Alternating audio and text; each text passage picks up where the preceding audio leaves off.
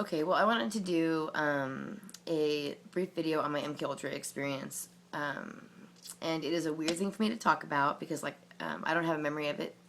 But, and up until the last year, it's getting late. I would have not thought twice about what had happened. I just thought this chick was crazy. Okay, so, we lived in a, kind of a rough neighborhood, and, across the street, there were another set of houses, and there was a family that lived there, and they had a daughter named Katrina, and Katrina was on Dateline because she had been raped by this St. John's occult, and back then we just didn't know what it meant, but since then I've been saying the St. John's River people because I heard that.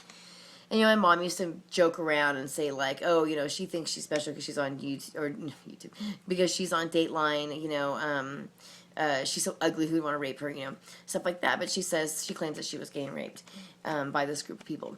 So, later on, I started to put things together, about her story and everything. It was very strange. Well, I went with a church group one night. But it wasn't a church group. It was just some people I met from church. Okay, that would later on they ended up not being Christians at all. And I went to a New Year's Eve party, and I went to this New Year's Eve party, and we went to 7-Eleven. We needed batteries for a CD player. We went to 7-Eleven. We came back. I don't remember anything. I mean, as far as I know, we went to 7-Eleven. We came back. Well, the next day at school, I get pulled in by the police. This girl is there. We don't even go to the same school, but she is there.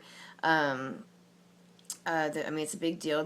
They say that I went to Roller Town on, it's like I'm in high school, I'm like, Roller Town on New Year's Eve with a steak knife, and that I threatened this girl, and I told her, I held a steak knife up, and she said that I said, if you go on Dateline and talk about what happened to you, we're going to kill you, or I'm going to kill you.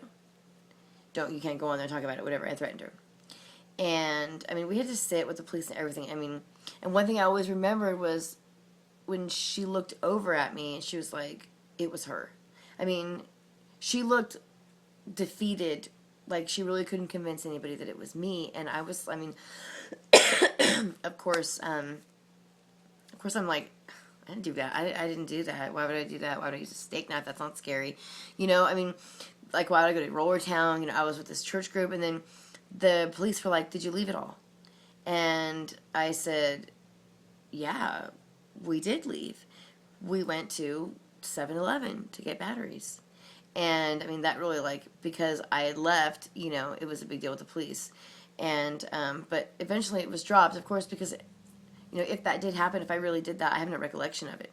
But here's the thing, is I know these people are doing black magic. And see, I found out later on that my older brother had sold a pair of my dirty underwear to the brother of this family.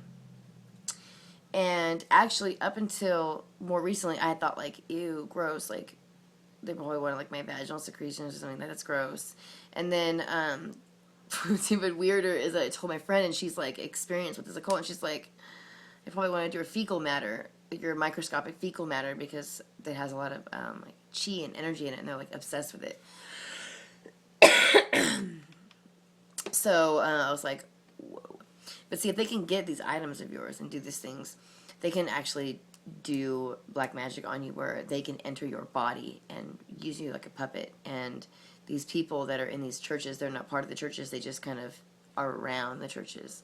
And they look for, typically the French bloodline, of course, but because it's easy, but this Israelite bloodline. But they don't need to find out your family history or ask you where you're from or anything. They can look at you and know what you are, feel your blood coming off of you, and know what you are, if you're this bloodline or not. So that's my MK Ultra experience. There's more to it than that. I've had a lot of experience with these people in this area because it's really concentrated in this area.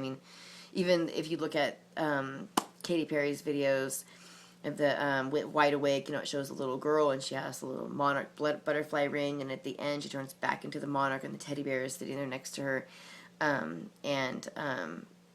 that her father is a politician here in Visalia where I live, and there's a lot of MK Ultra stuff going on here. I mean, very bad. Like 8 out of 10 people are involved, whether they know it or not. And so, you know, I would be willing to put money on the fact that when she was abused, it was here, or it was tied to somebody from here. So, and I don't mean like sexual abuse or that. I don't know what happened to her, but I mean, definitely there was mind control going on in programming, and they do it from a young age, and usually it's like religious stuff. So that, I mean, that's what I mean. I'm not saying anything about her family or I forget his name, Steve or Pat or whatever his name is, but I'm not saying about anything about them. I'm just saying that it's very thick around here, and even when I watched the video, it seemed like, you know, the even the neighborhood looks like a Visalia neighborhood, and she was here when she was a child, when she would visit and stuff like that. She didn't grow up here, but you know, she would visit.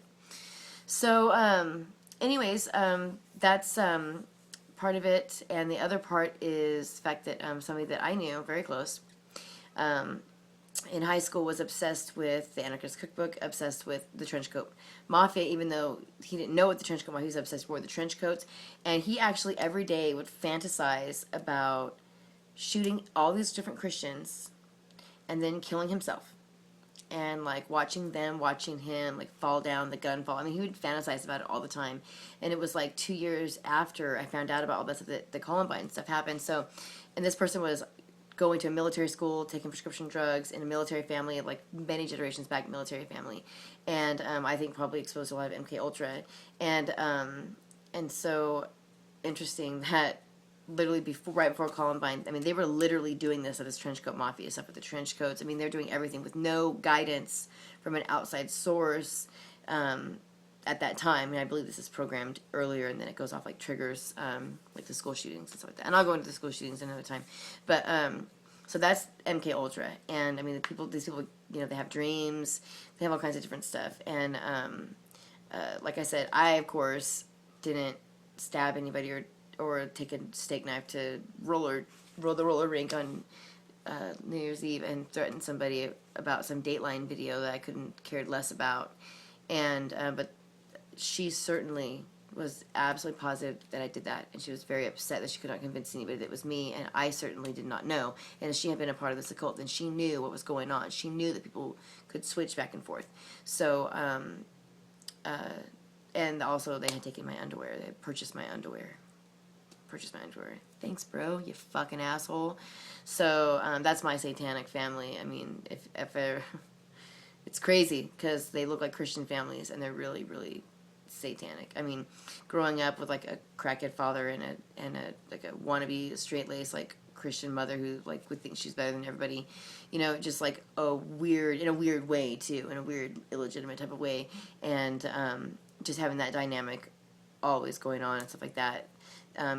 Especially growing up, you know, with the troubled life or whatever you'd say, a troubled teen or like whatever, you know, they really prey on those types of people. And if you go to the poverty area, in the poverty areas, and you just find those families, and it's easy. So, and we're, you know, like a biracial family, and so the biracial family. My mom used to make my dad wait outside because she didn't want to be seen using food stamps with a Mexican. No joke. So, just a weird family. So it's just a kind of easy target when you have families like that, but especially where the fathers are absent in a way, you know, like with drugs or like whatever. And so anyways, the MK Ultra, you know, even my husband has some experience. He's been to the labs in Sylmar, California, and everything, where they have like the blood slides and little houses with people walking around. They have little cottages, the playgrounds, and they raise the kids, and it's something else, man. I don't know, it's like some Andromeda Project type shit, but just you know, be open-minded about the MK Ultra stuff. Arizona Wilder is real. I have a picture of her in my city with my friend, taking my friend out of the country, where they then wanted her to like breed. You know, Arizona Wilder is Patsy Ramsey. Okay, though she's a crisis actor for the government. I mean, she's not even a real person. Her name wasn't Arizona Wilder. It's not Jennifer Green either. Her name is something completely different. So she is one of these monarch, mind-controlled Illuminati slaves. So, and even now, I don't even want to give you all her name and stuff like that, because I feel bad that she was a victim of this, because, you know, they take these, what choice is she, I mean, it made me mad, because she took my friend out of here, was able to, like, manipulate my friend to get her to leave, and she left her children, her husband, and everything behind, but at the same time, it's like, you know, what was she taking when she was a child and done this? She got, like, 82 altars and counting. What was she supposed to do? 82 altars. I mean, like, where literally, like, they would say that they would be talking to her, and then she would just, like, shift out, turn into someone else, and then come back. So, I mean, what do you do with someone like that? It's just horrible. So, and this is very real when these personalities shift. We have, like, there's evidence of, like, scars showing back up, birthmarks, eyes changing color. I mean, like, real physical changes take place. Ailments appear and disappear. You know, people have sick, and then they're not sick anymore. All kinds of different people know how to trigger you. These people they know how to trigger you. So, it is very scary. But she is like what I call a doll collector, where she like attracts the MK Ultra girls and males, and they draw them in for new programming, and then they would send them back out. So it's very strange because she would change her hair and then change her hair back. She's got this bright red hair forever, and she says that blonde hair, red hair was acceptable, either one. But she's still like red hair, and she's really into this like doing weird like sexual things and stuff like that. So, so that's some weirds. I don't want to get so much to get into, but Arizona Wilder is a real person that's not fake, and she was prompted and programmed to answer David Icke's questions. So you need to question these people peddling these shape-shifting reptilians to you, because she was set up and programmed for his interview. Now that could mean that she went on his interview and he was a victim, but that's not really the story that she tells. So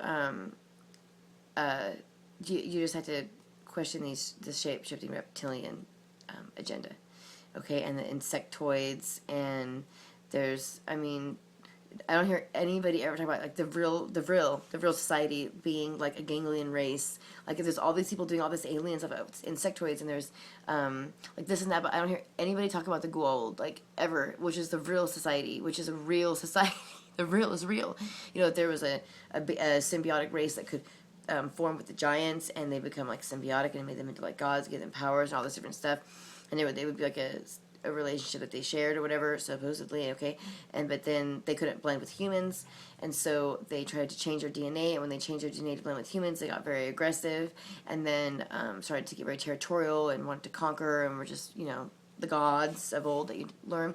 And then there was this Tok'ra, the Trill, who were the ones that had not been genetically modified to blend with humans. So the ones that blended with humans got very aggressive. So they try to change humans to be able to blend with them without having to change them. But still, this other symbiotic race is out there. So I'm just saying, what is it, Alien Apocalypse or Alien Apocalypse?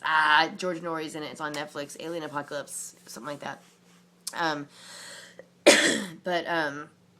I mean, there's like a lot of different alien races, and we've had some weird experiences, and even just talking about the Goa'uld, talking about the symbiotic ganglion race, like people just like no dark skies.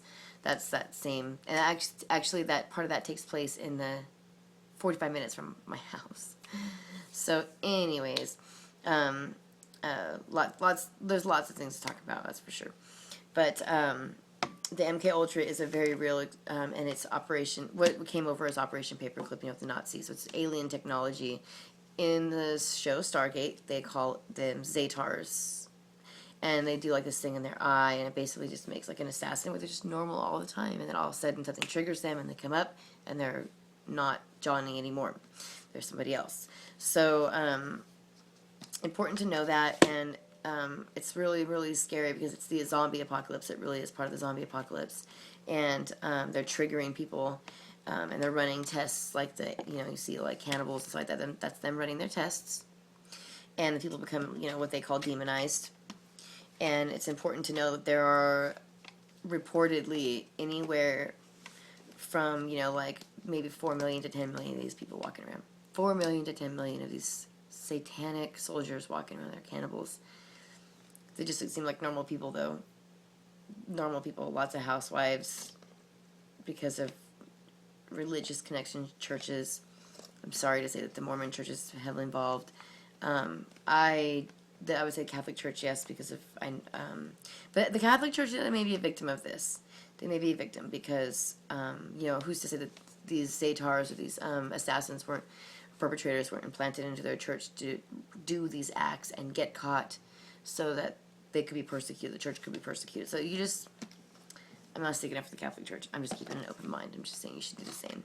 But MK Ultra, I mean, they do this at the golf course, and they rent the girls out at nighttime, in the daytime. They literally, it's like a Stepford wife thing. They like train, like mind control these women to be like a certain way and everything, and then marry them to people. And I've even heard like the guys that are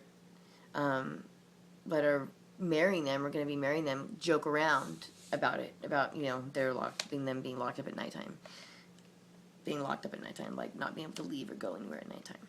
So while they're undergoing this charm school, so and they're using alien technology. They're doing all kinds of stuff at golf courses. It's wild. I mean, consider that it's $28,000. Like last I heard, many years ago, $28,000 a year to get a golf course membership. So, and I used to have a golf course membership through my company, and so I've been in there and everything, and they've got even the little placemats at the table, which is like ghetto. Our country club is super ghetto here in town. It really is not even like a nice golf course or anything like that. Like the golf course may be nice, but the clubhouse is ghetto.